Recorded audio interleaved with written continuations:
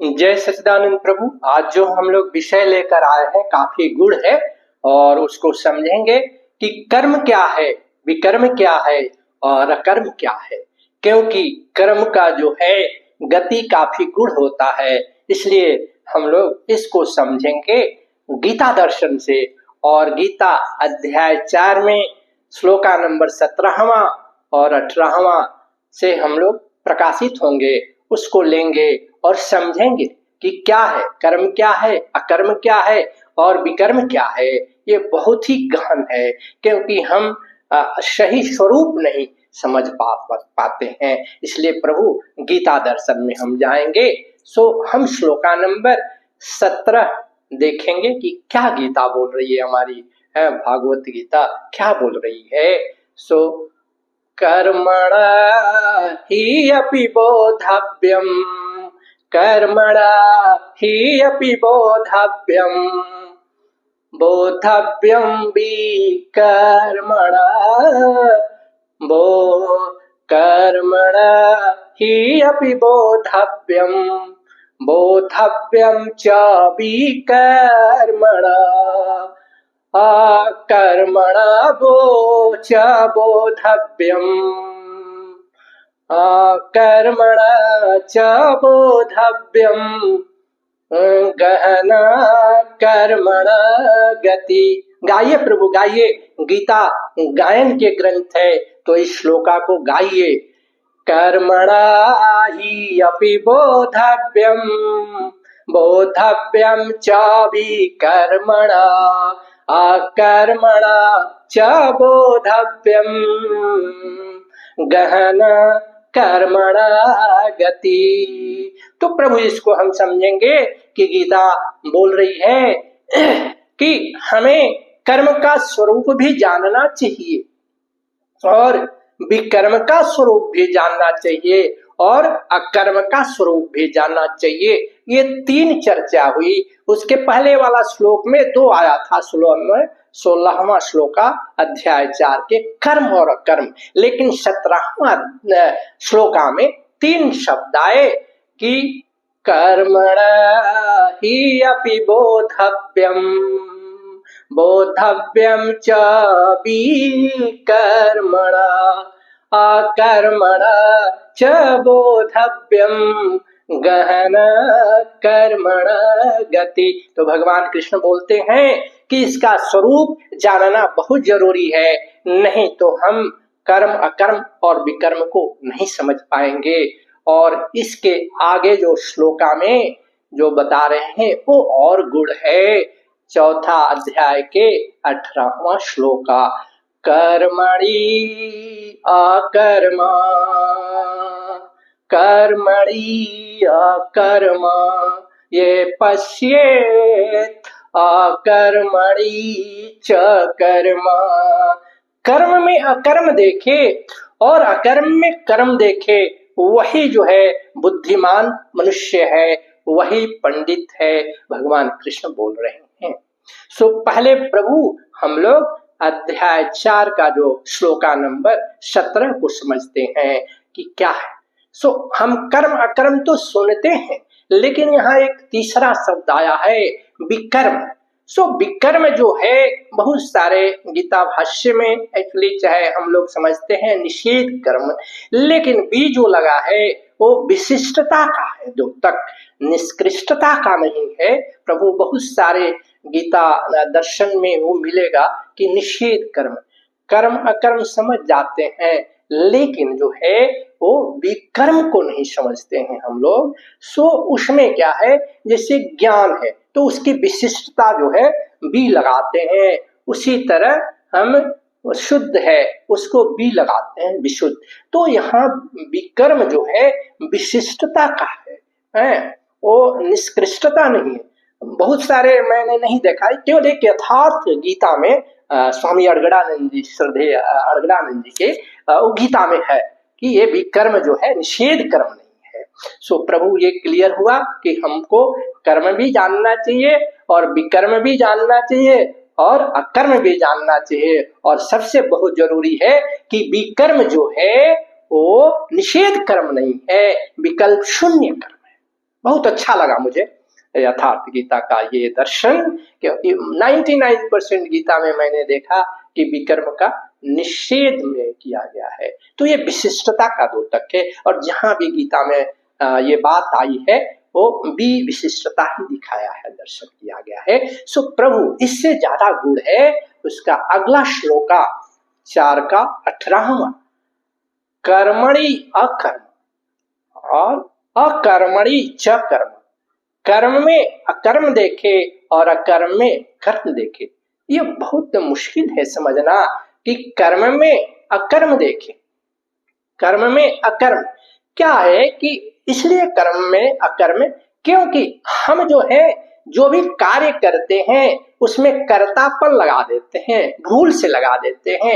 Actually जो हम कार्य करते हैं अपने गुणों के अनुसार करते हैं। जो तमोगुण में है वो तमोगुण का काम करेगा, जो रजोगुण में है वो रजोगुण का काम करता है, जो सतोगुण में है वो परवश सतोगुण का काम करता है। तो ध्यान से देखिए तो उसमें कर्तापन तो है ही नहीं, क्योंकि प्रकृति का गुण वो कार्य आपसे करा रही है, लेकिन भूल से आप समझते हैं कि मैं कर रहा हूं।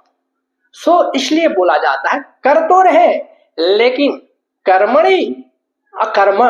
लेकिन आप दर्शन दीजिए कि मैं नहीं कर रहा हूं, मेरा गुण करा रहा है।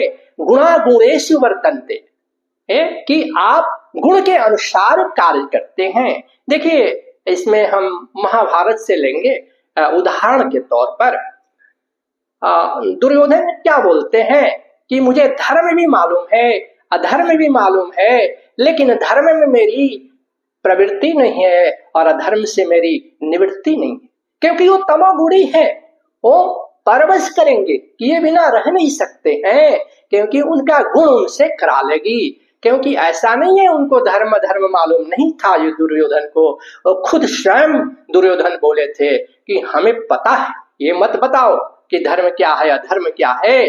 सो हम में उसमें निवृत्ति नहीं है, क्योंकि वो गुण में नहीं है, वो सतोगुण में नहीं जी रहे थे, तमोगुण, तो वो गुण उनसे करा लेता है। दूसरे तरफ आप कर्ण को देखिए, कर्ण तमोगुणियों के साथ रहकर भी अपनी दानवीरता को नहीं छोड़ते हैं, क्योंकि वो दानवीरता है, दान दिए बिना रह नहीं सकते हैं।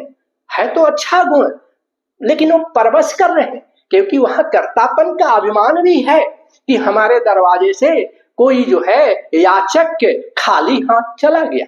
अगर कर्ण के पास कुछ धन नहीं होगा देने के लिए तो किसी दूसरे राज्य पर चढ़ाई करके उस याचक को जरूर देंगे, क्योंकि वहां कर्तापन का अभिमान है। तो जो सतोगुण में है, युधिष्ठिर महाराज सतोगुण में है, तो सत्य बोलना उनका वो परवश था। तो हम बड़ा समझते हैं कि तो ये समझने का कि आप नहीं कर रहे, वो आपकी गुण करा रही है। गुणा गुणेषु वर्तन्ते, तो जो जिस गुण में जी रहा है, तमोगुण में है तो तमोगुण ही रहेगा, रावण रजोगुण में है तो रजोगुण का कार्य करेंगे। तो जो जिस गुण में आया है वो वही कार्य करेगा, भले ही उसको मालूम है। तो हम देखते हैं इस उदाहरण से, तो जो ये है बुद्धिमान लोग हैं, इसको समझ के सोचते हैं कि मैं नहीं कर रहा हूं, प्रकृति के गुण मेरे से ये कार्य करा सकती है। तो कर्मणि अकर्म, तो इसलिए देख रहे हैं कार्य तो हो रहा है, वो हो रहा है प्रकृति के अनुसार, लेकिन उसमें अकर्म देखता है जो बुद्धिमान आदमी कि मैं नहीं कर रहा हूं, मेरा गुण करा रहा है, हम परवश कर रहे हैं, क्योंकि उसका वो गुण है, करे बिना रह नहीं सकता है। कर्ण को जो है बिना दान दिए रह नहीं सकते हैं, उनको अपना फेम की भी चिंता है कि ये कैसे होगा, लोग क्या कहेंगे। तो कर्तापन का जहां अभिमान नहीं है वही असली कर्म है।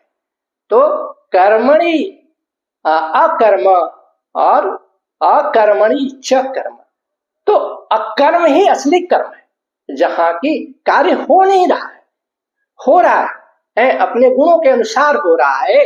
सो प्रभु ये बहुत ही गूढ़ चिंतन है कि भगवान कृष्ण क्या बोलते हैं, जो कर्म में कर्म देखता है और अकर्म में कर्म, तो अकर्म जो है वही कर्म है जहां की कर्तापन नहीं है, कर्तृत्व अभिमान नहीं है वही। क्योंकि हम अगर समझे कि भाई हम कहाँ कर रहे हैं, हमारा गुण करा रहा है, अगर कोई मल्लयुद्ध करने वाला आदमी घर में वो बैठा है और रोड पर कुछ हल्ला होगा तो रह ही नहीं सकता है, घर से बाहर निकलेगा, सोचेगा हम देखते हैं कौन है, क्योंकि उसका गुण उसको वहां ले जाता है। परवश, हम परवश सतोगुण में भी है, रजोगुण में है, इसलिए ये बहुत अच्छा लगता है। गुणा गुणेषु वर्तन्ते, सुप्रभु ये काफी गहन है।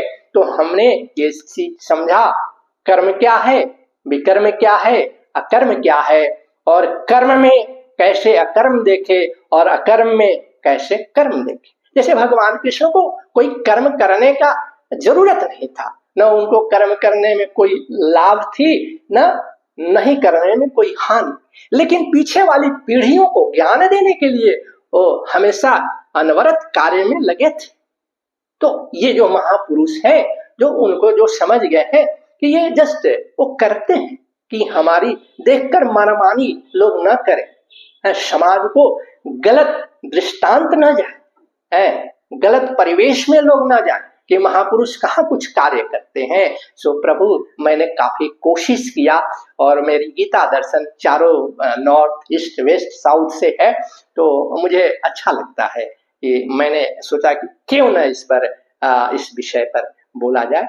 सो प्रभु गीता जो है गायन के ग्रंथ है, हमारे जितने ग्रंथ है ना, इस सामवेद छांदोग्य गाइए, गीता भी गाइए, रामायण गाइए, गाने की ये है, रोने वाली ग्रंथ है ही नहीं। ये हमारे ग्रंथ जो है उत्सव दिलाती है, हम सारा सेठ जुटा के अवसर है उत्सव में जिए प्रभु, जीवन उत्सव है।